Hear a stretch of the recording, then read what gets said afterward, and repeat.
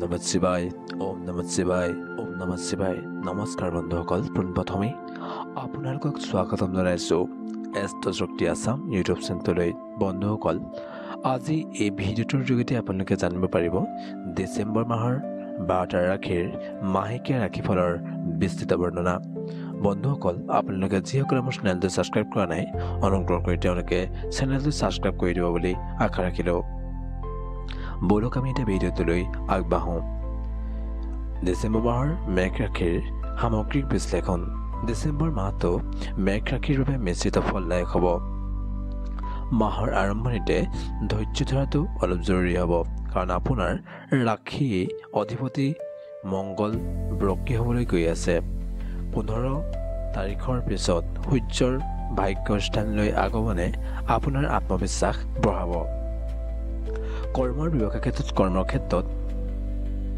চাপৰ কামৰ চাপ বাঢ়িব কিন্তু আপোনাৰ পৰিশ্ৰমৰ পৰা আপুনি ভাল ফল পাব পাৰিব ব্যৱসায়ীসকলে নতুন বিনিয়োগৰ আগতে সাৱধান হ'ব লাগিব মাহৰ শেষৰ ফালে বিদেশী যাত্ৰা বা নতুন প্ৰজেক্টৰ সুযোগ আহিব পাৰে আৰ্থিক ক্ষেত্ৰত আৰ্থিক দিশত মাহৰ মাজভাগলৈ খৰচ বৃদ্ধিৰ সম্ভাৱনা আছে পুৰণি ধাৰ বা ঋণ পৰিশোধ কৰিবলগীয়া হ'ব পাৰে 15 তাৰিখৰ পিছত অৰ্থনৈতিক স্থিতি সবল হ'ব প্ৰেম আৰু দাম্পত্য জীৱনৰ ক্ষেত্ৰত প্ৰেমত সম্পৰ্কৰ ভুল বুজাবুজি হ'ব পাৰে সেয়ে কথা পাতোতে সতৰ্ক হোৱাৰ প্ৰয়োজনীয়তা আছে দাম্পত্য জীৱনৰ ক্ষেত্ৰত সংগীৰ স্বাস্থ্যৰ প্ৰতি অলপ নজৰ ৰাখিবলৈ প্ৰয়োজনীয়তা আছে শিক্ষাৰ ক্ষেত্ৰত শিক্ষাৰ্থীসকলে অধ্যয়নত মনোযোগ দিবলৈ অলপ সংগ্ৰাম কৰিবলগীয়া হ'ব পাৰে কিন্তু প্ৰতিযোগিতামূলক পৰীক্ষাৰ বাবে আজি এটা ভাল দিন এই মাহটো এটা ভাল মাহ হিচাপে পৰিগণিত হ'ব স্বাস্থ্যৰ ক্ষেত্ৰত পেটৰ সমস্যা আৰু মূৰৰ বিষৰ বাবে এই মাহটোত অলপ অসুবিধা পাব পাৰে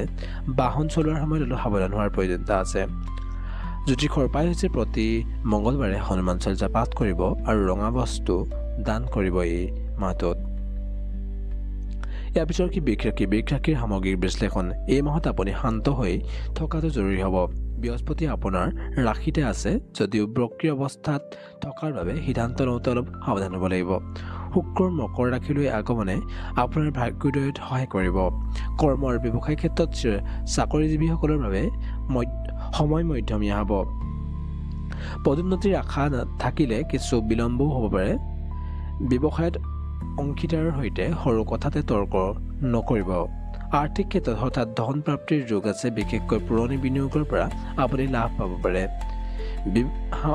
বিলাসী সামগ্ৰীৰ ক্ৰয়ত খৰচ এই মাহত বাঢ়িব পাৰে প্ৰেম আৰু দাম্পত্য জীৱনৰ ক্ষেত্ৰত প্ৰেমিক প্ৰেমিকাৰ বাবে সময় খুব ৰোমান্টিক হ'ব বিবাহিতসকলৰ বাবে সংগীৰ পৰা পূৰ্ণ সমৰ্থন পোৱা যাব শিক্ষাৰ ক্ষেত্ৰত উচ্চ শিক্ষাৰ বাবে চেষ্টা কৰা ছাত্ৰ ছাত্ৰীসকলৰ বাবে ভাল খবৰ পাব পাৰিব স্বাস্থ্যৰ ক্ষেত্ৰত ডিঙি বা কাণৰ সমস্যাই অলপ আমনি কৰিব পাৰে খাদ্যাভ্যাসত অলপ গুৰুত্ব দিয়াৰ প্ৰয়োজনীয়তা আছে জ্যোতিষৰ উপায় হৈছে শুক্ৰবাৰে লক্ষ্মীৰ পূজা কৰিব আৰু বগা ফুল অৰ্পণ কৰিব গাখীৰ দান কৰিব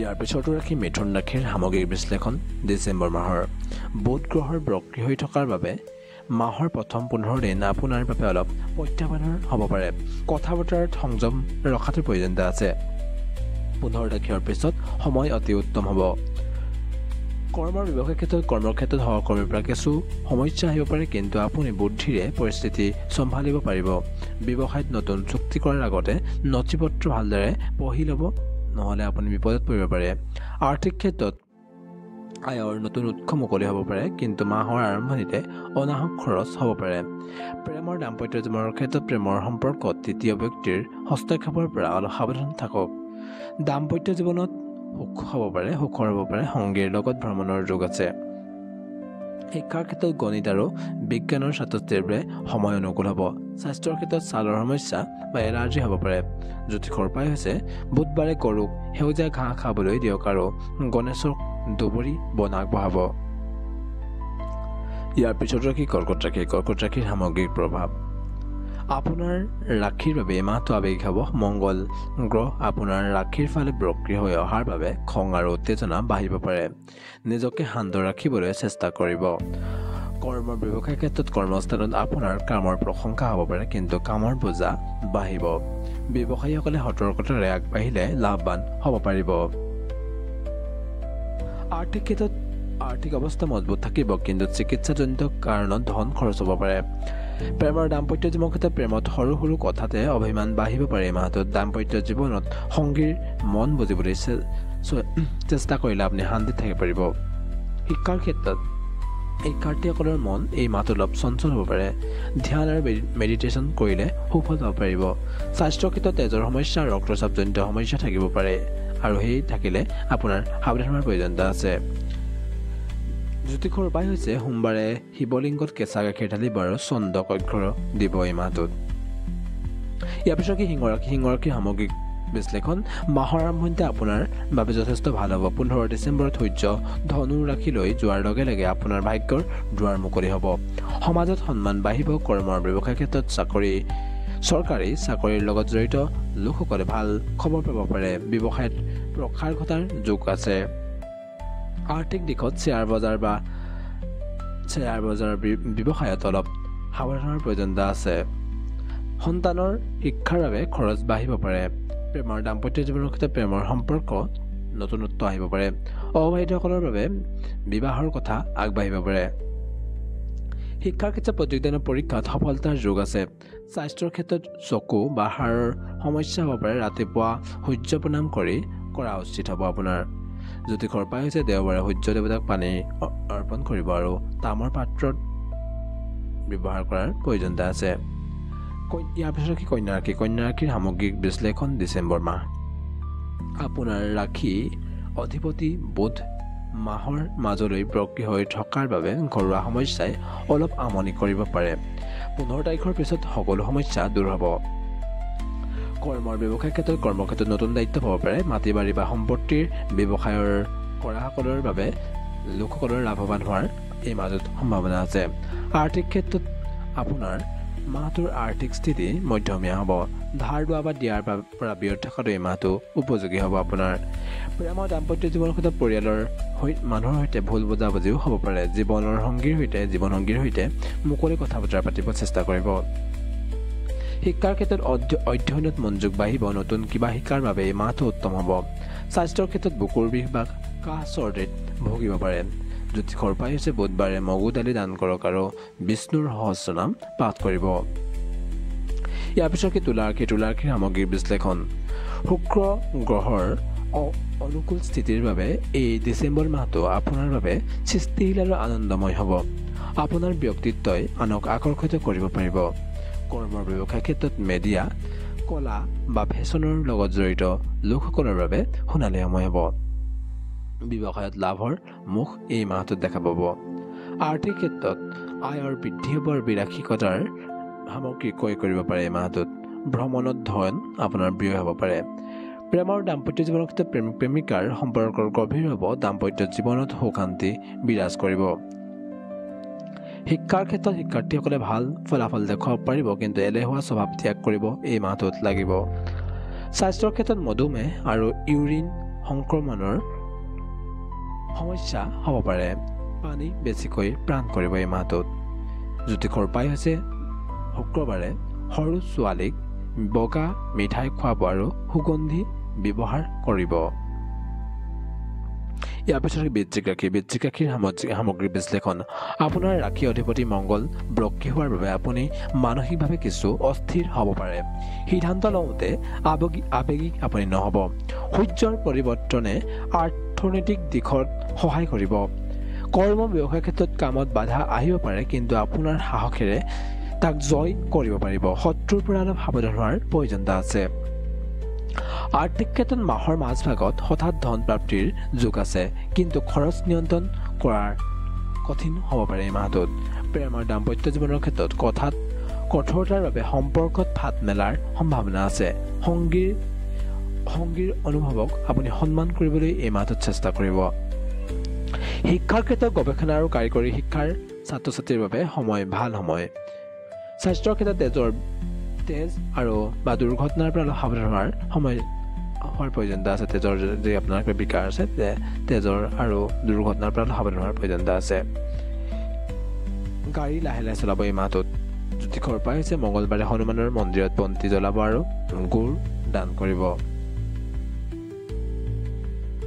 ইয়াৰ পিছতো ধনুৰাশিৰ সামগ্ৰিক বিশ্লেষণ 15 ডিচেম্বৰৰ পৰা সূৰ্য আপোনাৰ নিজৰ ৰাশিত প্ৰৱেশ কৰিব, যিটো আপোনাৰ বাবে অত্যন্ত শুভ হ'ব। আত্মবিশ্বাস আৰু শক্তি আপোনাৰ বৃদ্ধি পাব।